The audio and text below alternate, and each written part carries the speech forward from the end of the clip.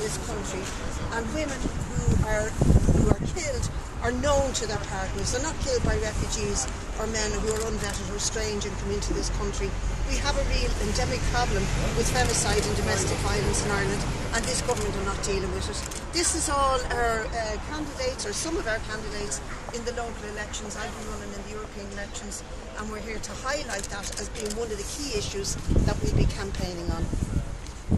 Why Fhéile Bríde? Because Bríde was a woman, like myself, a woman of distinction and courage in promoting women's rights. She really did stand out in her historical context as somebody who stood up for women and promoted their rights, and we want to continue that tradition and mark this day. We did it last year here. We want to continue that tradition and mark this day as a day to fight for an end to femicide and domestic violence in this country. It's really at serious proportions. But most importantly, we need to put demands on the government to give us the resources, the refuge spaces, the right to homes that are being denied by the government to women who suffer under this terrible persecution. Talk to us a bit about refuge spaces and why they're important for women's safety and possibly their children too. Do you want to talk to other people with these questions, or would I take them on? Does anyone else want to take that question? Well, I think it's very clear, even if you're looking at the housing crisis that we have at the moment, you're forcing people to stay in either overcrowded or unsafe situations, and you see more and more of that coming to us in our clinics, and we're raising these concerns with Dublin City Council. Last year I had a motion passed in Dublin City Council to implement a domestic violence liaison officer. Now that hasn't been implemented because they don't see it as a key position that needs to be enforced, and that's why I think whatever positions that are in, whether it's on the council, in the Dáil, in Europe, or even in our communities, we need to be raising these concerns. That's why we're here today, to hopefully make this an annual thing go forward. Are we in a better position in Dublin than perhaps some other parts of the country where refuge spaces are concerned? I don't think so, because I think if you look at the figures, there's only 181 refuge spaces, and internationally the figures are saying we should have 500 to 700 spaces. So I don't think we can take it in a county context. I think we have to take it in a national context, and it's not enough what we're doing. And the timeline that the Justice Minister has given for implementing the zero tolerance, it's not quick enough. It's not moving quick enough at all. We could have an election late this year, early next year. Is that enough time to do what the Minister is committed to doing? Unfortunately not. I think everything's been put on a pause because of the unique stance that we're in this year with the amount of elections, and it should have been done as an immediate effect, and unfortunately it's not something that could be paused. And it'd be great to see all the candidates running forward in all parties and all spectrums, that they could push the issues that are saying that we need within the country for domestic violence services.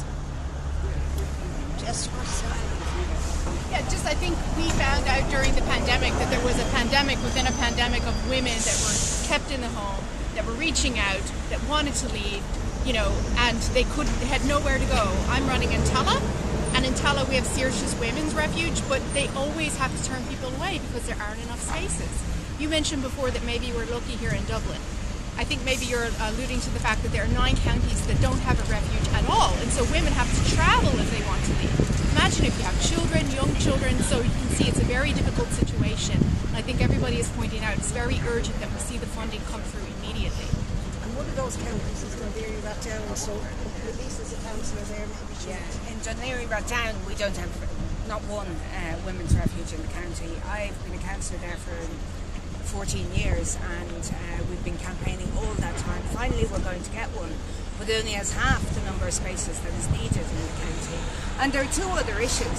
The rents crisis is a real crisis for people, for women who are in a desperate situation, because obviously we need the women's refuge spaces, but we also want women to be able to move out, go to a new place, get a place to rent, but there is nowhere to rent. The other issue is that there's a limit to the amount of time you can stay in a refuge. So at 6 months, I've had the experience of a number of people who at 6 months have been evicted from a refuge into homeless services.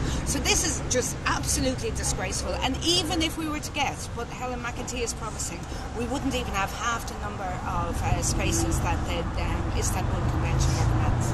So what have people in Dunleary Rathdown who need to access a refuge been doing for the last couple of years? Have they had to move to the city? Have they had to move to Wicklow? And to Bray, yeah, to the city and to Bray. But Bray is absolutely has a waiting list. You can't have a waiting list for a women's refuge, because when people need refuge, they need it now. So it's into town or it's into homeless services, which is not a place to go when you're fleeing abuse. Madeline, do you want to talk about home services and renting?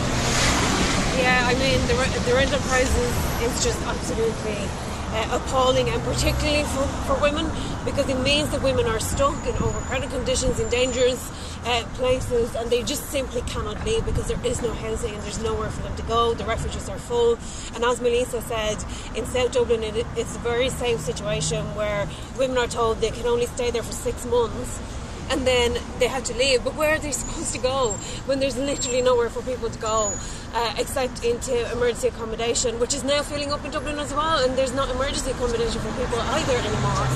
This is just absolutely disgraceful, and it's because of government's consistent terrible housing policy that has led us to this absolute dire housing crisis that is affecting women in many cases more so than others who are in really vulnerable positions. So, do you want to talk to Rola? She's just come up from Middleton. She's a Palestinian woman. She's going to be running from Middleton and East Cork. She's just arrived. Okay.